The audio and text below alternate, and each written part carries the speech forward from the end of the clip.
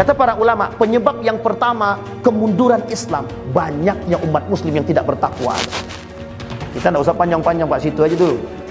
Kalau kita lihat begitu, hampir semua kita katakan, oh itu yang kita temukan sekarang. Ada orang-orang yang dulu semangat kali, pokok juang gitu. Dikasih jabatan di atas, hilang cerita Pak. Nah, Bapak Ibu pandailah menilai itu siapa orang, ya kan. Masih mending dia munafik dari awal gitu kan. Tapi kok munafiknya setengah-setengah gitu. Di awal dia semangat bela Islam, tapi ternyata ketika dapat kursi, hilang cerita Pak. Apa yang menyebabkan kebangkitan Islam ketika itu ada? Ruh yang pertama kita lihat Pak. Apa yang diajarkan oleh Nabi kepada para sahabat Nabi? Satu.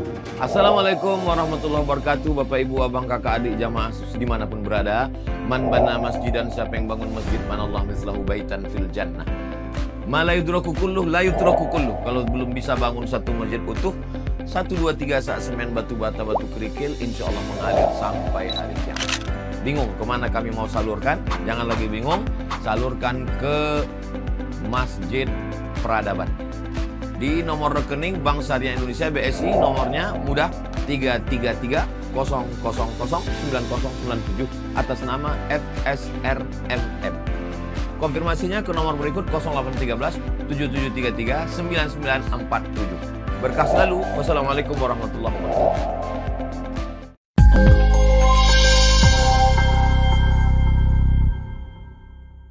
Malam hari ini lebih pengen berbicara tentang sejarah saja.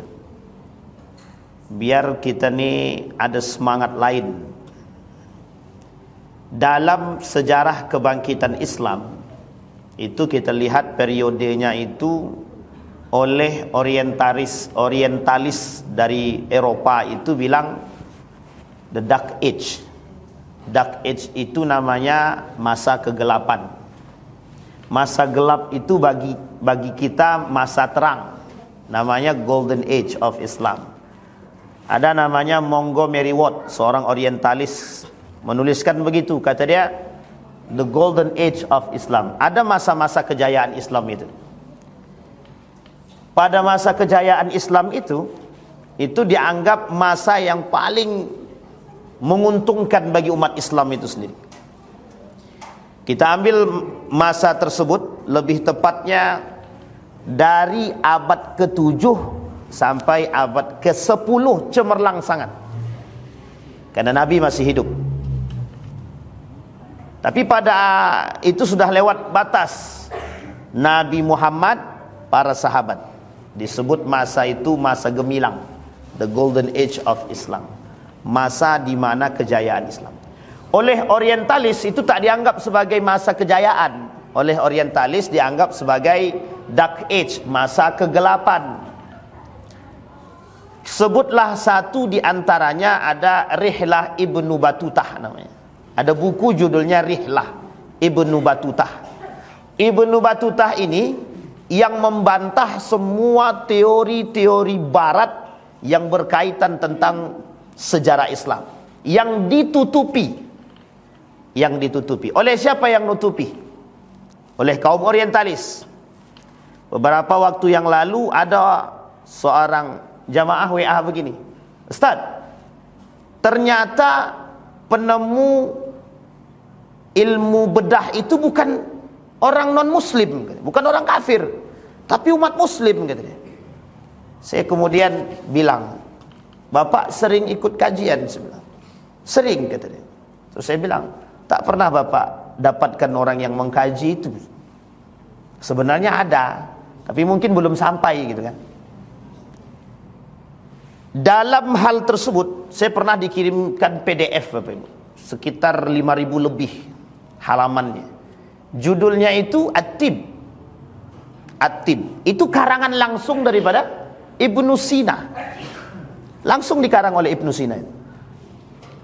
Di rumah saya sekarang ada buku tebal setebalnya itu tentang persoalan pajak. Itu penemunya bukan orang kafir itu. Penemu teori pajak itu banyak sekali model pajak itu. Khusus umat muslim itu ada berapa macam pajak, dan orang kafir itu ada pajaknya. Ini pada masa piagam Madinah itu. Satu piagam yang sangat terkenal di dunia. Pertama sekali, amandemen perdamaian, merujuk kepada semua hukum menurut agama masing-masing. Bayangkan dalam piagam Madinah itu, siapa yang bersalah? Orang Yahudi salah, hukum pakai hukumnya Yahudi. Orang Nasrani salah, hukum pakai hukum Nasrani. Orang Islam salah, hukum pakai hukum hukum Islam.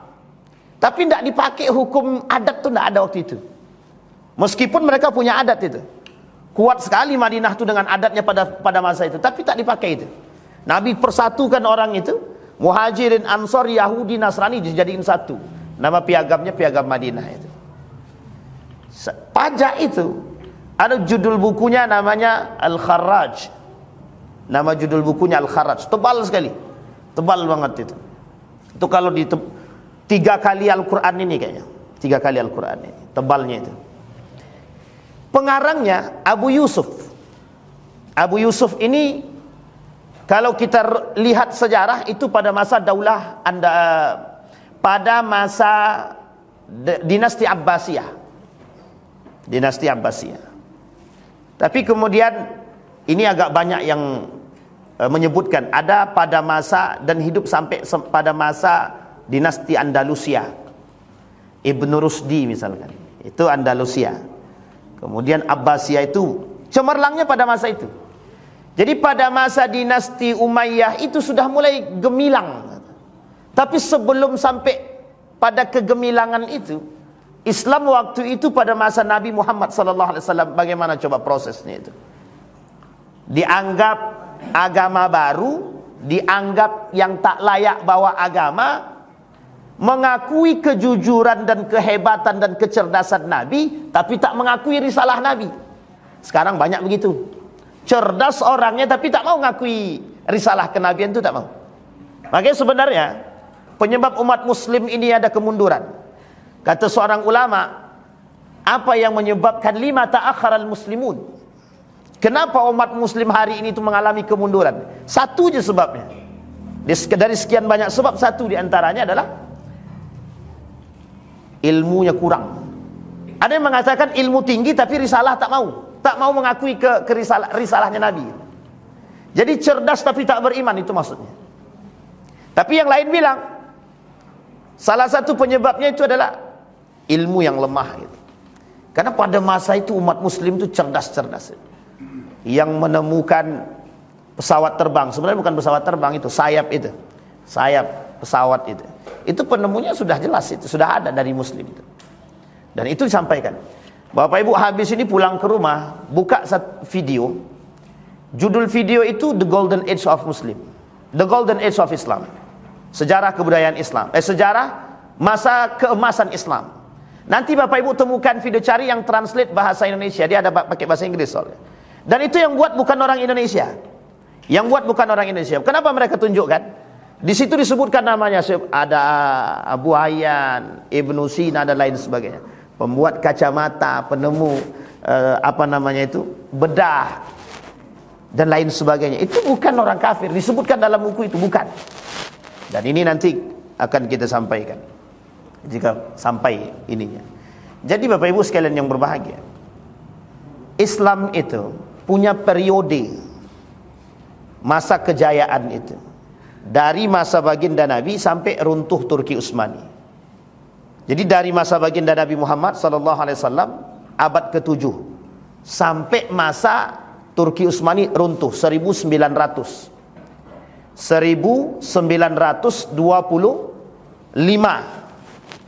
Sekarang dari masa baginda Nabi. Dari masa baginda Nabi berapa? Kita hitung dari Nabi pindah ke Madinah. Nabi pindah ke Madinah, tahun selanjutnya tahun kedua Nabi pindah, baru terhitung 1 Hijriah. Berarti dari tahun itu sampai tahun 1900. Ini Hijriah, ini Masehinya. Dari tahun kedua Hijriah sampai 1300 sekian. Nah, berapa itu? 1925 itu berapa Hijriahnya? Bapak Ibu hitunglah. Dan itu jauh sekali Pak, dari 700, gak usah jauh-jauh, dari 700 sampai 1900. Berapa abad kita berjaya? Dari sekian banyak masa kejayaan kita tersebut, kita mulai mengalami runtuh tersebut 1925. Tapi lebih tepatnya 1923 itu sudah mulai runtuh. Udah mulai runtuh semua itu. Udah tidak kita temukan orang yang cerdas, tidak kita temukan orang-orang yang betul-betul beriman. Justru yang banyak ditemukan itu orang-orang pengkhianat, kaum-kaum munafik, dan orang-orang yang pura-pura beriman. Nah, itu paling banyak ditemukan. Sehingga kata para ulama dalam periode tersebut disampaikan pada masa yang gemilang itu, disampaikan oleh baginda Nabi Muhammad SAW, masa terbaik itu masa aku dan masa sahabat, kata Nabi. Jadi masa terbaik itu masanya baginda Nabi Muhammad SAW dan masa sahabat. Ini untuk periode ibadah. Kata Nabi, masa paling baik itu masa Nabi sama para sahabat. Kenapa? Nabi masih hidup. Ketika ikhtilaf, ini pernah terjadi. Yang ikhtilaf itu Umar bin Khattab sama Marwan. Ketika Umar bin Khattab itu ikhtilaf dengan Marwan, ini sebab turunnya Al-Quran dalam 7 huruf. Jadi gini Bapak Ibu, Al-Quran itu dalam hadis Nabi turun dalam 7 huruf. Berapa huruf? Huruf apa aja? Ada yang tahu Bapak Ibu? Al-Quran ini turun dalam 7 huruf, kata Nabi. Wa anzalal Qur'an ala sab'ati ahruf. Kami turunkan Al-Quran dalam 7 huruf. Ini oleh para ahli ilmu Al-Quran dibahas. Yang dimaksud dengan 7 huruf itu bukan alif, ba, ta, tha, jim, bukan. Tapi apa namanya Bapak Ibu? Bukan ikra, tapi dialektika bahasa Arab pada masanya. Yang tertinggi dialektikanya disebut dengan Quraisy. Makanya diambil dari 7 dialektika bahasa Arab itu, seperkampungan Arab dengan kabilah-kabilah Arab tersebut diambil satu yang terbaik, namanya Quraisy. Sehingga bahasa Arabnya Quraisy itu paling baik, bahasa paling baik. Dalam Al-Quran itu bahasa Quraisy sama. Sampai ada yang meneliti tahun ini, bukan tahun ini, beberapa tahun ini ada yang meneliti. Apa penelitiannya? Keturunan Bani Quraisy di Saudi Arabia, kata mereka hampir punah. Jadi kalau punah berarti kiamat selesai. Kenapa kita katakan kiamat gitu? Karena posisinya baginda Nabi dari Quraisy. Kalau Nabi dari Quraisy, akan datang Imam Mahdi dan turun Imam Mahdi dari golonganku, kata Nabi, keturunanku, kata Nabi. Berarti kira-kira keturunan Quraisy atau bukan? Keturunan Quraisy atau bukan? Kalau keturunan Quraisy kemudian dikatakan hampir punah, bisa jadi tanda kiamat semakin dekat. Ini dalam teori keturunan. Sehingga mohon maaf Bapak Ibu, itu di Saudi sekarang dilakukan penelitian tentang Quraisy tersebut. Bapak Ibu kalau ke Mekah, orang Mekah hari ini, orang Arab hari ini, Bapak Ibu dengarkan, bahasa Arab yang mereka pakai resmi apa tidak? Tidak resmi Pak. Fulan, fentaruh. Gini, tahan suai. Istimqa. Itu bukan bahasa Arab resmi Pak. Itu bahasa pasaran. Sama kayak kita ngomong bahasa biasa. Enco, komayang lu. Komai gitu. Tahu Bapak Ibu? Ya kayak gitu bahasa orang Arab sama itu. Dialektika Arab, dialektika Saudi, dialektika Yaman, Libanon itu beda-beda. Meskipun Arab semua itu. Makanya kalau ada orang Indonesia bisa berbahasa Arab fasih, itu sangat dihormati. Assalamualaikum, waalaikumsalam. Ila aina tadhhab. Itu seolah-olah bagi mereka, wow, hari ini. Kenapa dianggap wow? Dianggap kita ini seorang muta'allim, pelajar terbaik. Karena mereka saking jarangnya mendengarkan dialektika bahasa Arab yang baik itu. Makanya Al-Quran sebut diturunkan Al-Quran dalam 7 huruf. 7 huruf maksudnya 7 dialektika. Jadi suatu ketika Umar bin Khattab salat di belakang seorang sahabat Nabi. Ketika salat dibaca surat Ar-Rahman. Lah kok beda, kata Umar bin Khattab. Wah, ini udah nggak kusuk dalam salat, Umar bin Khattab udah nggak kusuk dalam salat ini. Kok beda nih, kata Umar bin Khattab. Selesai sholat, diambilnya kera bajunya yang imam tadi, ditariknya Pak. Ente sesat, kata dia. Digituin Pak. Ini Umar bin Khattab itu Pak. Bapak Ibu bisa bayangkan kan, gimana kalau tiba-tiba imam sesat, dianggap bacaannya langsung ditarik itu Pak, selesai sholat itu. Sini, kata Umar bin Khattab. Bayangkanlah, orang sekarang kan begitu tuh. Jadi kalau ini tidak sesuai nih dengan dialektika kita. Ini kayaknya sesat nih, langsung disesat-sesatkannya. Ditarik Pak, dibawa ke baginda Nabi Muhammad SAW. Apa masalah, kata Nabi? Dia ni baca suratnya, surat Ar-Rahman ni beda ni, kata dia. Tak sama dengan apa yang kau baca. Kata Nabi, aqra'uka hakadha wa aqra'uhu hakadha. Aku bacakan kepada engkau dengan model begini, aku bacakan dengan dia dengan model begini. Sehingga kata Umar bin Khattab, oh begitu. 7 dialektika. Maka di dalam Al-Quran, ini ada sejarah Pak. Sampai Utsman dapat fitnah tu di situ. Di dalam Al-Quran kita sekarang, itu bahasa yang diambil bahasa Arab Quraisy. Ada beberapa ayat di dalam Al-Quran yang tidak familiar didengar oleh orang-orang Arab. Kita ambil contoh. Bahasa Arab pisang itu mauzun. Tapi dalam Al-Quran tidak mauzun disebut. Itu bahasa yang sangat familiar. Mauzun itu. Bapak Ibu belajarlah bahasa Arab. Apa artinya bahasa Arabnya pisang? Semua orang akan bilang mauzun. Tapi dalam Al-Quran tidak. Ada seorang anak mahasiswa Universitas Islam Sultan yang di sini Sultan Syarif Qasim meneliti tentang kalimat pisang dalam Al-Quran. Cuman 1 kalimat. Dan dia teliti mengapa kalimat itu menggunakan bahasa Arab selain daripada bahasa Arabnya Quraisy. Akhirnya tak selesai. Karena tidak banyak dokumen tentang hal tersebut. Tidak mau Pak. Ternyata masih ada kalimat. Tapi tak banyak. Kalimat-kalimat yang bukan dari Quraisy di dalam Al-Quran itu tak banyak. Tapi ada. Sehingga mohon maaf Bapak Ibu. Satu bentuk kemujizatan Al-Quran itu yang harus Bapak Ibu akui. Ketika Zaid bin Thabit dengan Ali bin Abi Thalib yang diminta oleh Utsman ibn Affan untuk merangkum, untuk menuliskan Al-Quran tersebut, itu butuh waktu yang sangat panjang dan keseriusan. Nah, jadi ini sini letak mukjizatnya. Jadi mukjizat itu tidak sembarangan. Kita ambil contoh. Ada namanya surat Al-Fatihah. Bapak Ibu hitung jumlah huruf alifnya saja. Bapak Ibu jumlahkan huruf alifnya, nanti kelipatannya 7 itu mesti. Dan itu oleh seorang doktor di Universitas di Yogyakarta, Universitas Islam Indonesia, ahli Al-Quran, ahli qiraat sab'ah. Itu beliau lakukan penelitian ilmiah tentang huruf alif saja. Butuh waktu 2 tahun. Huruf alif to dalam surat Al-Fatihah saja. Coba bayangkan. Sehingga dikatakan mukjizat. Ada angka-angka tertentu dalam Al-Quran. Kenapa kok harus 7? Kenapa harus sekian? Dan tidak ada di situ angka sial 13. Yang dianggap sial kan? Nah, tapi ada poinnya. Banyak Pak yang disebutkan dalam Al-Quran. Ini yang disebut dengan keilmiahan. Kata baginda Nabi, pada masa itu Umar bin Khattab saja sebagai orang yang sangat-sangat alim, itu masa itu terjadi pertikaian antara Umar dengan sahabat Nabi. Artinya periode ini, kata Nabi, periode terbaik gitu.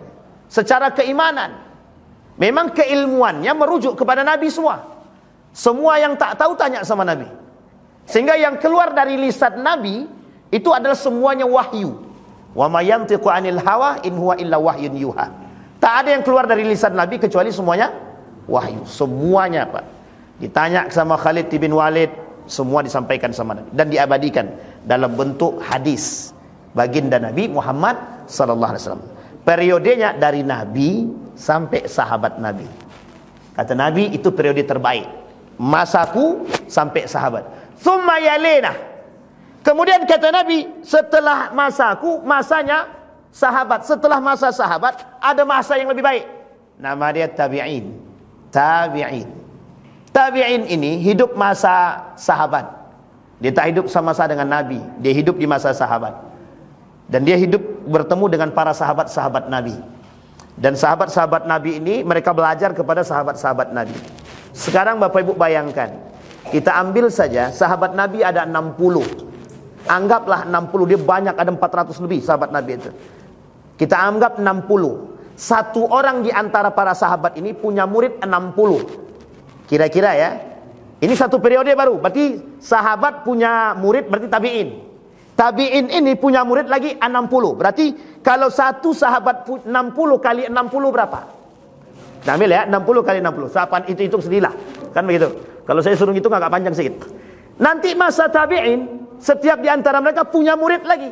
Sekarang pertanyaannya, mungkin tak masa tabi'in mengalami pemahaman ikhtilaf yang berbeda dengan sahabat Nabi?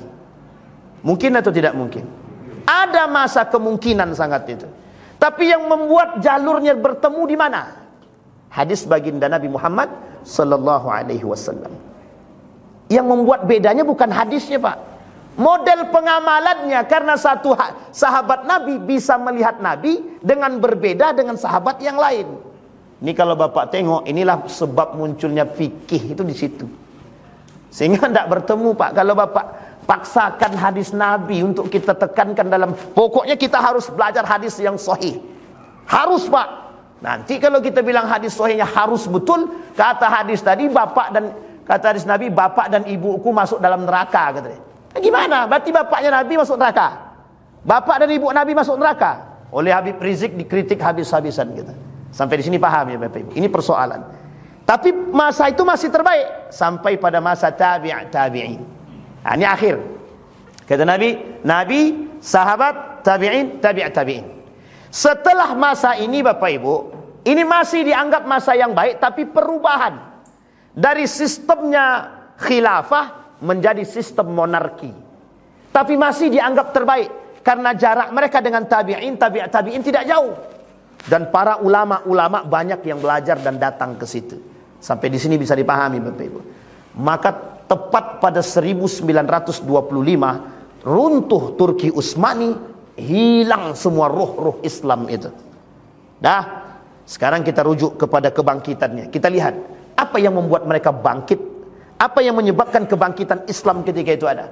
Ruh yang pertama kita lihat, Pak, apa yang diajarkan oleh Nabi kepada para sahabat Nabi. Satu, bagaimana menekankan ketakwaan yang tinggi dalam diri mereka untuk memberantas cuman berhala, Pak. Kita mulai dari Makkah. Mekah yang diberantas oleh Nabi bukan masalah soal syariat. Masalah perbudakan tidak dibahas. Masalah riba tidak dibahas. Masalah wanita zina tidak dibahas. Masalah khamar tidak dibahas. Tapi pertama kali yang dibahas oleh Nabi, hancurkan patung-patung itu. Gimana coba cara menghancurkannya?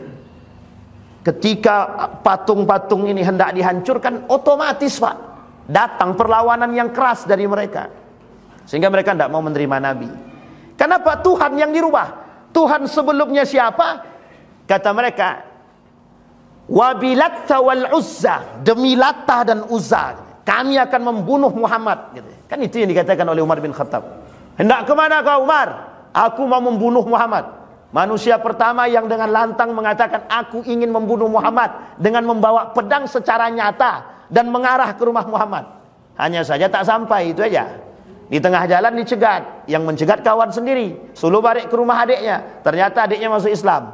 Di situ mulai hati tergetak, masuk ke dalam, diantarkan kepada Nabi, masuk Islam deh. Yang membuat Umar masuk Islam bukan hanya persoalan surat Taubah, bukan.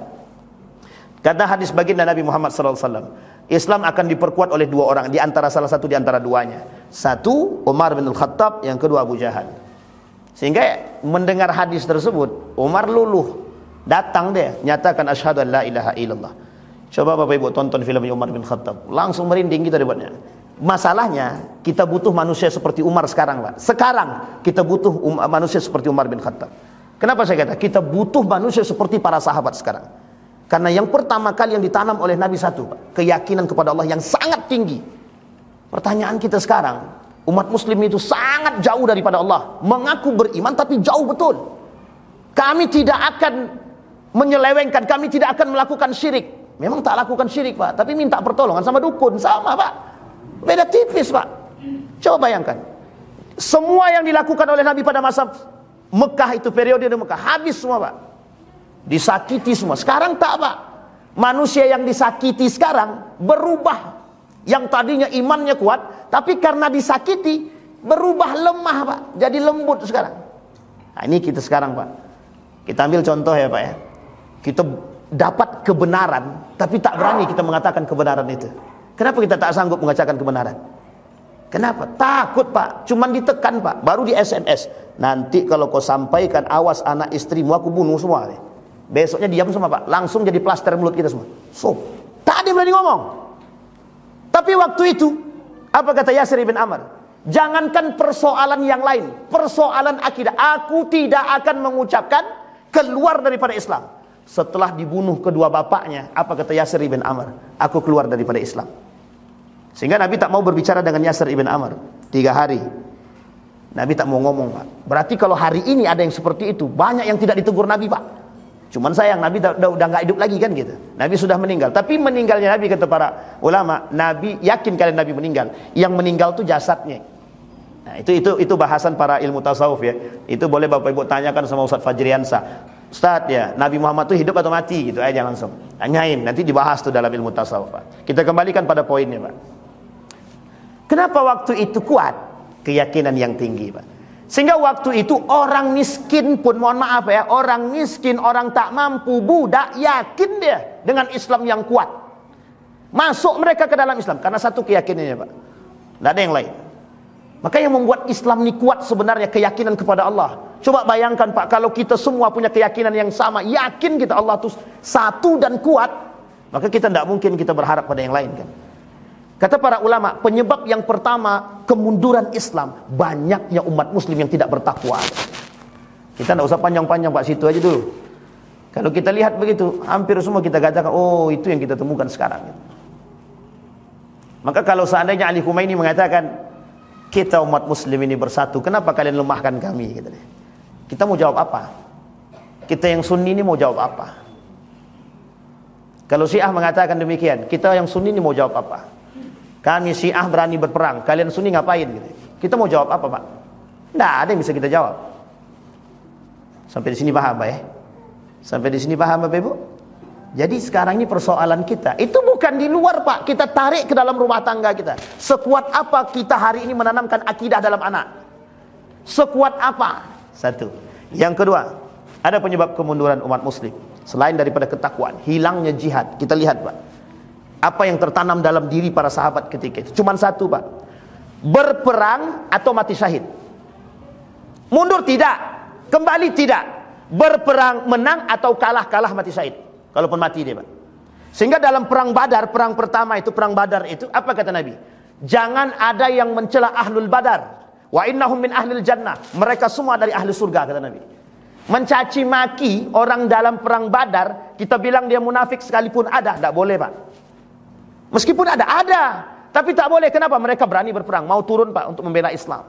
Sekarang pertanyaannya, kita ini tak mau membela Islam tuh, Pak. Mau, tapi ya begitulah. Mau kami, Ustaz, tapi kami tak punya tenaga. Itu bahasanya. Mau, Ustaz, tapi itu tapinya itu yang jadi masalah kita sekarang. Kita mengaku membela Islam, tapi mengungkapkan kebenaran pun kita tak berani. Hanya karena tekanan, hanya karena takut dimutasi dan lain sebagainya. Mohon maaf ini, jangan tersinggung Bapak Ibu. Ustaz enak, Ustaz bebas. Ya karena bebas itu makin enak. Tapi kalau kami ini tak bebas, kami PNS, bukan masalah, Pak. Bukan masalah. Kan dalam aturan PNS itu jelas tuh, Pak. Mana yang boleh, mana yang harus dipecat dan tidak dipecat itu sudah jelas di situ, Pak. Sejauh tidak melanggar aturan-aturan yang jelas. Pertanyaannya berbicara kebenaran, apakah itu menjadi sebuah persoalan? Paling dimutasi, Pak, dicabut tidak gitu. Dimutasi paling, dicabut tidak. Nah itu masalah saat mutasi, itu masalah saat jauh dari anak kami, Ustaz. Nah itu dia masalahnya. Karena ini banyak bahasannya begitu, Bapak Ibu. Persoalan kita bukan sampai di situ, Pak. Persoalan kita yang meruntuhkan Islam itu siapa? Kita, Pak. Bukan orang lain. Kita masuk sejarah lagi. Yang ditanamkan sama Nabi. Apa kata Nabi? Kalian berperang, yakinkan keyakinan kalian dalam perang, kata Nabi. Aku yang berdoa kepada Allah. Nabi yang berdoa kepada Allah. Ketika Nabi berdoa kepada Allah, kemungkinkah kemenangan itu tak datang kepada Nabi? Tak mungkin, Pak. Pertanyaannya dalam jumlah yang sedikit, kam min fi'atin qalilatin ghalabat fi'atan katsirah. Kenapa kok bisa jumlah sedikit memenangkan jumlah yang besar?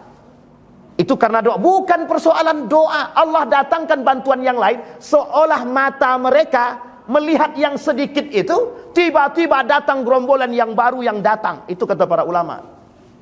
Karena Allah turunkan bantuan. Pertanyaannya sederhana kalau kita tarik, Pak. Manusia yang datang meminta tolong kepada Allah, pasti Allah tolong. Itu pasti itu, Pak.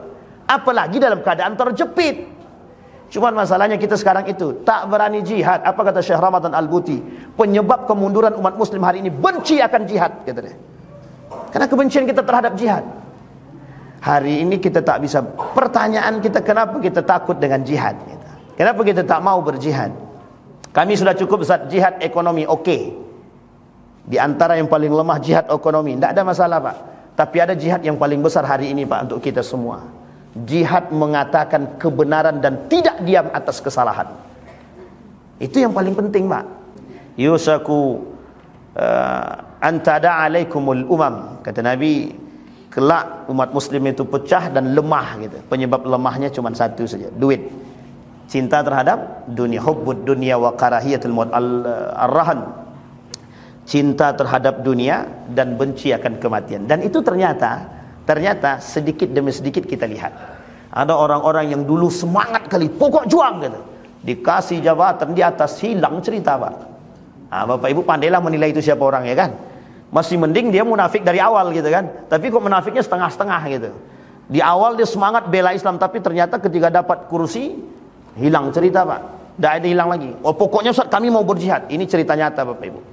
Ada seorang pemuda, pokoknya Ustaz saya masuk dalam lembaga ini, pokoknya biar saya bisa merubah kemungkaran-kemungkaran. Saya sangat semangat mendengar kalimat itu, Pak. Alhamdulillah ada orang-orang yang setahun kemudian apa kata dia? Tak sanggup saya Ustaz, kata dia. Mundur aja lah, kata dia. Asyik bayangkan. Saya sudah ingatkan, tidak akan mampu saya bilang itu. Bukan tak mampu, karena memang itu yang kita hadapi orang-orang yang memang mencari kepentingan dunia dalam suatu lembaga Islam, tapi dia mencari kepentingan di situ. Dia gunakan lembaga ini, dia bangun lembaga ini tapi untuk mencari kepentingan dunia. Tidak masuk, Pak, dengan roh jihad itu tidak masuk. Sehingga jangan mengatasnamakan mengaku jihad tapi tidak ada jihadnya gitu. Maka yang kita katakan semboyan kita cinta terhadap agama, semangat terhadap agama, kita harus lihat siapa pelakunya, Pak. Karena banyak yang mengatasnamakan semboyan-semboyan tersebut ternyata di belakang itu punya kepentingan. Kita lihat tuh berapa banyak orang-orang yang datang ke sana hanya untuk meminta gitu. Nauzubillah tsumma nauzubillah. Kembali kepada poin yang tadi. Apa yang ditekankan Nabi pada periode itu? Yang ditekankan oleh Nabi adalah semangat jihad. Sampai kata Nabi, yang tidak ikut berperang munafik, kata Nabi. Kalau sekarang sebenarnya bisa kita katakan, Pak, yang takut berperang itu munafik. Yang tak mau membela umat muslim munafik. Yang tidak mau membangkitkan semangat atau yang meruntuhkan semangat jihad umat muslim berarti munafik. Bisa saja kita katakan demikian. Karena memang pada masa itu yang tidak mau berperang munafik. Bahkan ada orang, ini singgungan buat kita semua. Ada satu orang pemuda yang ketika perintah Nabi berperang, dia tak mau berperang, Pak. Tak mau berperang. Tapi uniknya ketika dia keluar dari rumah, nampak oleh perempuan-perempuan yang ada berjalan dekat rumah dia. Apa kata perempuan tadi? Lihat tuh laki-laki itu. Yang lain berperang, dia tak berperang. Apa tak malu dia? Balik dia ke dalam rumah dia ambilnya, kemudian pergi ke belakang rumahnya, diambilnya kudanya, kemudian pedangnya dia sangkutkan, dia pergi ikut berperang bersama Nabi. Apa kata para sahabat? Gagahnya pemuda itu berperang, menebas sekian banyak musuh. Apa jawaban Nabi? Dia berperang bukan untuk keridhaan Allah, bukan, kata Nabi. Dia berperang untuk kehormatan dia. Sekarang saya tanya, itu kalau kita bahasakan sekarang, berapa banyak manusia yang menjaga kehormatan dia dengan alihnya agama? Berapa banyak agama menjadi tameng atas kepentingan mereka di balik hal tersebut? Dan itu terjadi, Pak. Tahu Bapak Ibu kenapa dia keluar begitu semangat? Takut dibilang seperti perempuan. Apa kata dia? Mana kehormatanku ketika aku dipanggil sebagai seorang perempuan? Aku laki-laki. Berperang dia, kata Nabi, dia berperang bukan untukku dan Allah, bukan, kata Nabi. Sehingga kalimat itu disematkan kepada orang-orang yang munafik ketika itu.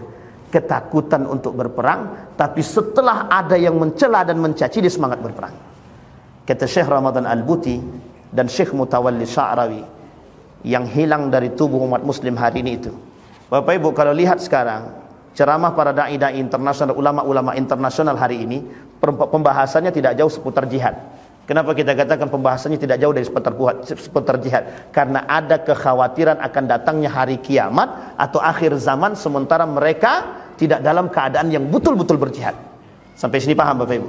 Kenapa banyak ulama internasional hari ini membahas tentang jihad? Karena ada kekhawatiran yang dia takutkan adalah nanti banyak umat muslim yang mati dalam ketakutan untuk berjihad. Kenapa demikian? Karena sudah masanya memang untuk berjihad. Kenapa semangat jihad itu harus ditumbuhkan lagi? Kelak jihadnya kita bersama orang-orang munafik, bersama kaum Yahudi, Nasrani. Bayangkan Pak, kita hari ini dicuci, diperangi dalam otak kita, diam saja.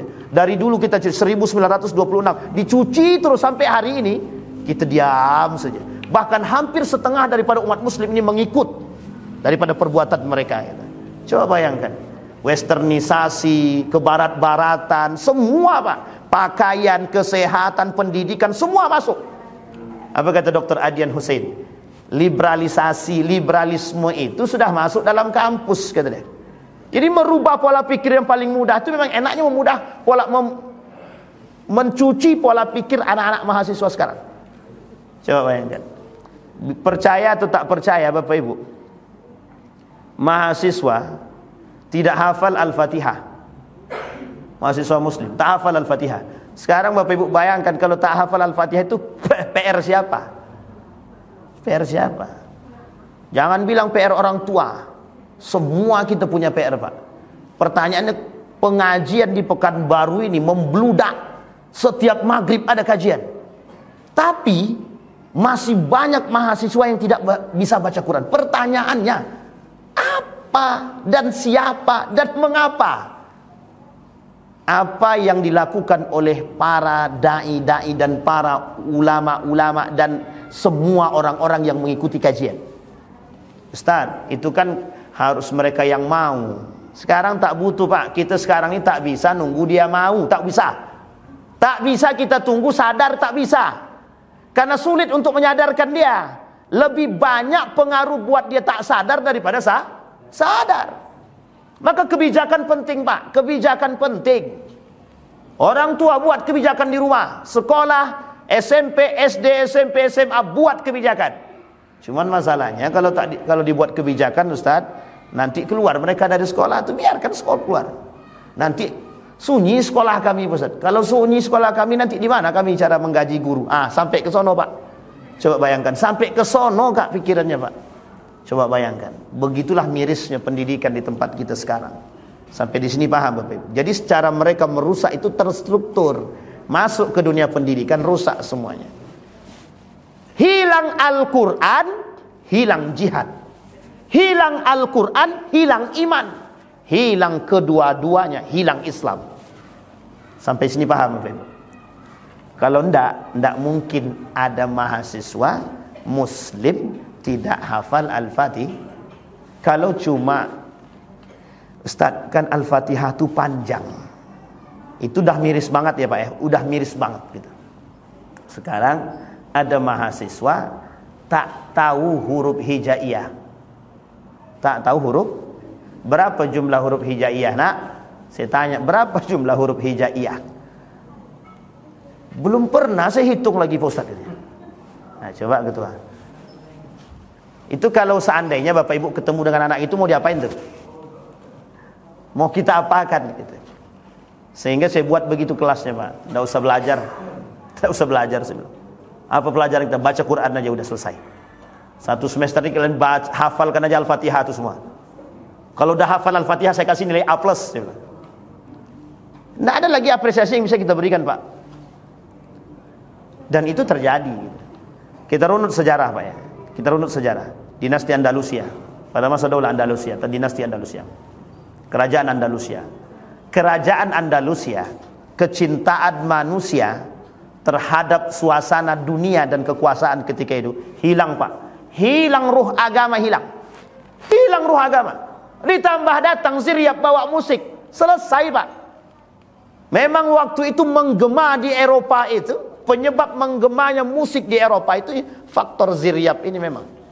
Ziryab, kata para ulama, manusia kontroversi pada masanya. Nah, ini kita kaji sejarah Ziryab ini sedikit sebelum kita tutup. Jadi Bapak Ibu, ada namanya Ziryab. Ziryab ini, kata sebagian para ulama, dia hidup di masa dinasti Andalusia. Dia ini ahli seni, bukan seni bela diri ya, tapi dia bisa bermain musik, pandai bermain musik. Sehingga Ziryab ini membawa alunan musik itu di dinasti Andalusia ini. Dia perkenalkanlah kepada masyarakat tentang musik ini. Mohon maaf Pak, ternyata masyarakat senang mendengarkan musik tersebut. Sehingga akhirnya diundanglah Ziryab ini datang ke istana untuk mengajarkan orang-orang di istana itu musik, bermain alat-alat musik. Kemudian membuat syair dan lain sebagainya. Apa yang terjadi? Tidak butuh waktu lama. Semua orang-orang di Eropa ketika itu, Andalusia itu, Spanyol itu, mencintai perbuatan musik itu. Ketika mencintai musik itu kan tak salah secara hukum, Pak Ustaz. Oke lah. Pertanyaannya adalah, kata para ulama ketika itu, lebih banyak kecenderungan kepada musik atau dunia dan hiburan ketimbang Al-Quran. Jadi disebabkan oleh mereka ketika itu matinya Al-Quran dan Islam sebenarnya juga ada pada aspek munculnya musik di tengah Andalusia ketika itu, sehingga redup Andalusia, hilang Al-Qur'annya, hilang semangat jihadnya, hilang imannya, hilang Islamnya. Sehingga mohon maaf Pak, kalau sudah hilang Al-Qur'annya, sudah hilang imannya, sudah hilang akalnya, sudah hilang Islamnya, tinggal satu saja, kehancurannya. Sehingga apa yang terjadi? Tak lama kemudian runtuh kerajaan Andalusia, runtuh. Meskipun ini salah satu penyebab dari sekian banyak sebab. Sampai di sini paham Bapak Ibu. Jadi umat Islam ini, hari ini, kita sekarang ini tidak akan pernah bangkit kalau seandainya kita masih cinta terhadap dunia. Satu, kita umat Muslim ini tidak akan pernah bangkit kalau kita tak pernah berani berjihad. Kita umat Muslim ini tidak akan pernah bangkit sejauh kita masih lebih mencintai musik ketimbang Al-Quran. Sampai di sini bisa dipahami Bapak. Kita kembalikan poinnya Pak. Penyebab runtuh itu penyebab penegaknya Pak. Penyebab bangkitnya. Ketakwaan yang tinggi kepada Allah hilang hari ini, kita bangkitkan kalau mau kita bangkit. Kecintaan terhadap ilmu kita tingkatkan kalau mau. Sekarang anak-anak sekarang suruh baca buku tidak mau.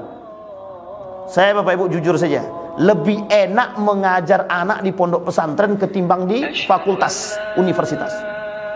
Ini saya jujur-jujur aja. Kenapa Bapak Ibu? Ya Allah, susahnya menyuruh baca buku. Suruh baca buku yang gratis aja tak mau, apalagi beli. Saya suruh beli, belilah buku itu. Tak ada duit Pak Ustaz. Beli paket bisa, beli buku tak bisa. HP-nya iPhone semua Pak. Ya meskipun tidak semua, tapi sebagian besar iPhone, HP kita dah hancur Pak. HP anak-anak mahasiswa sekarang iPhone lah, Samsung sekian lah. Pertanyaannya canggih Pak. Beli buku harga 100.000 tak sanggup. Apa kata mahasiswa? Saya suruh beli buku satu saja, harganya cuma 45.000. Jawabannya apa? Ada enggak Pak PDF-nya Pak? Astagfirullahaladzim. Ngelus dada kita Pak. Jadi anak sekarang, mohon maaf Pak, ini saya ambil cuma sebagai perbandingan saja, agar kita terbuka sedikit sebelum saya tutup. Di Yogyakarta itu terkenal dengan kota pendidikan. Waktu itu saya tidak tahu sekarang. Waktu itu, kalau Bapak Ibu keliling ke Universitas Gadjah Mada, itu Bapak Ibu akan lihat setiap tempat duduk itu diisi oleh anak-anak yang baca buku Pak. Baca buku. Dan di sekeliling itu ada organisasi-organisasi Islam yang selalu menghidupkan masjid-masjid itu untuk kajian.